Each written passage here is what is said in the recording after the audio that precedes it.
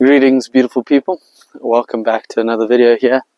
My name is Val, and I'm sitting here before you in a new location out in this beautiful canopy, as you can see, on this beautiful deck. I'm currently house sitting for a friend of mine, so I've got a brand new place to film videos, a brand new place to make content, and a brand new place to talk to you guys from this side of the screen. Well, I guess that's what making a video is, after all. Today, I really wanted to present to you one of those sort of life hacks, those YouTube productivity YouTuber hacks that actually, in my opinion, really works, not just to become more productive, but just to lead an overall more fulfilled existence, you know? So we're caught up in this kind of rat race where we sometimes feel like, honestly, we're on this like train rail that it's directing us towards specific outcomes. You know, so many people go throughout their day without changing their routine. They get up at this specific time in the morning, they go to work at this specific time, they get on the train. While they're on the train or in the car, they're watching, or on the bus or whatever, they're watching a certain video online, keeping themselves entertained as they go from point to point, and you know, getting through the entire day of work, speaking to their colleagues, doing all the same sorts of things every single day, rarely changing it, same amount of stimulation. Then, you know, just before they go to bed, they're watching whatever they need to watch on the YouTube or on TikTok or on Instagram, and then they go to sleep just to start the next day all over again. And some of you may be stuck on this sort of hamster wheel. I definitely have felt and still feel at times like I am stuck on this hamster wheel of needing to do things all the time. I just need to be productive all the time. I need to be doing something where I don't feel like I'm valuable. So today I'm really going to speak to you about something that actually works, like one of those YouTube productivity hacks or whatever that actually works, and it's called dopamine fasting. Now, some of you out there might be like, oh, what is dopamine fasting? And so I'll tell you that you are basically fasting from stimulation. Anything that triggers dopamine spikes in your system, you're going to try and minimize those inputs as much as humanly possible. So what triggers dopamine? You know, food triggers dopamine. Watching TV or watching YouTube or TikTok or Instagram, they trigger dopamine. This novelty triggers dopamine spikes. And then you're also going to get like drugs trigger dopamine spikes. Exercise triggers dopamine spikes.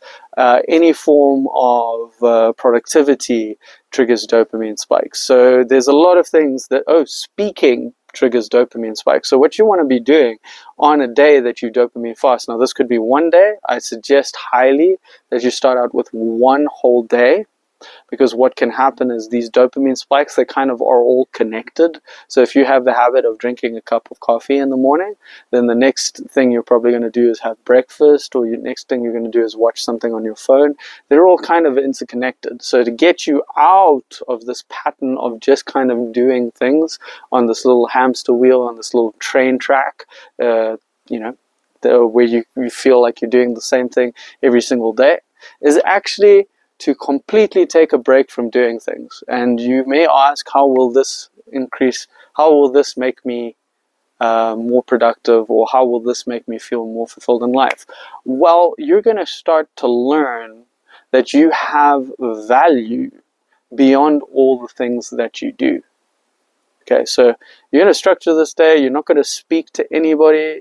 You're not going to interact with anybody. You're not even going to speak to yourself. You're not going to watch any videos.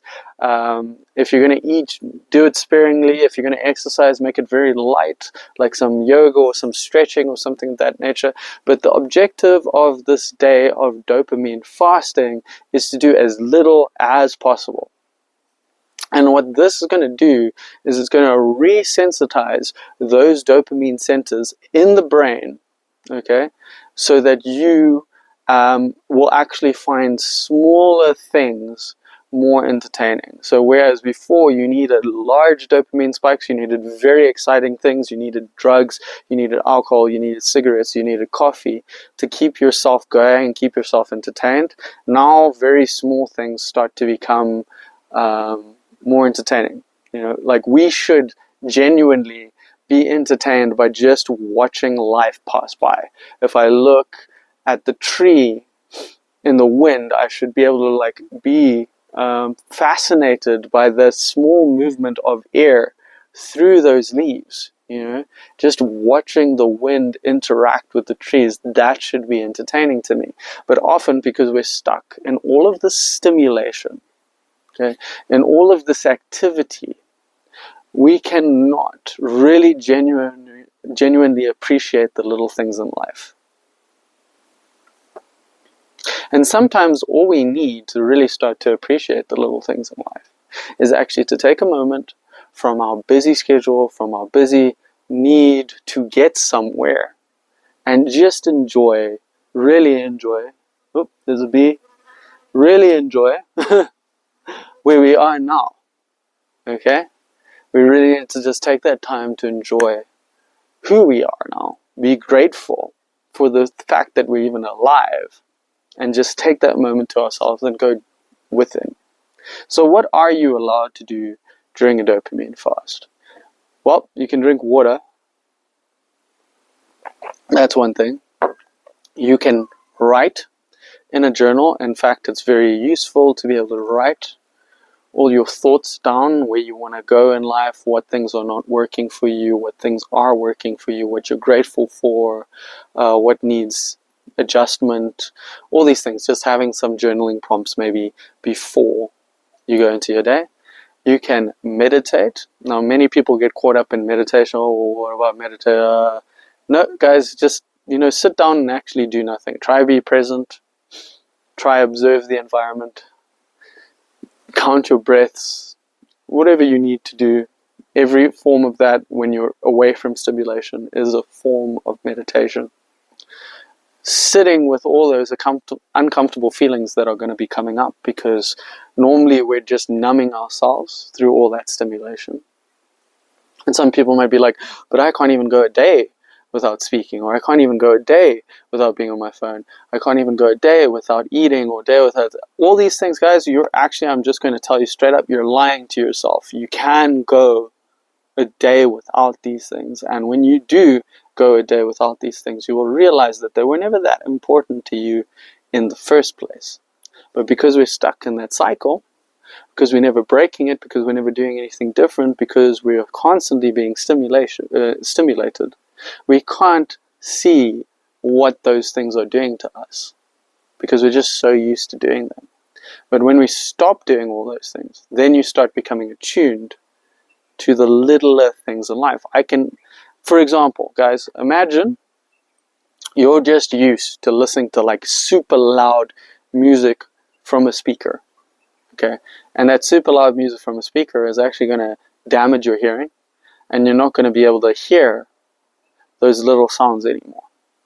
So what we're doing is we're turning the volume down on that loudspeaker, and at first you may not be able to hear those things yet, but given a little bit of time, what's going to happen is those dopamine centers are going to come back online, and you're going to start to be able to take note of the littler things in life. You're going to be able to take the note of how you feel. You're going to be able to see things more clearly. This can happen on like long stints of dopamine fasting. I have done very long stints dopamine fasting. I actually went on a 10-day meditation retreat, silent meditation retreat in Cape Town. And I spent 10 days without talking to a single soul, without writing a thing down. I ate a vegetarian, actually I ate a vegan diet for 10 days. And honestly, on day 3, I could start to see more detail in like everything that I looked at. The reason being is that I was so swamped in all the stimulation, because prior to that I'd been living at a hostel, and I'd been going out drinking with bunches of people and all this kind of thing, and I was just used to being overly stimulated, and then coming back to myself through those 10 days later.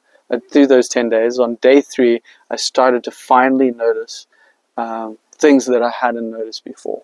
Everything was sharper, everything was clearer, because I turned down the volume on that speaker for 3 days. And now I could finally start hearing the small sounds that I wasn't hearing before.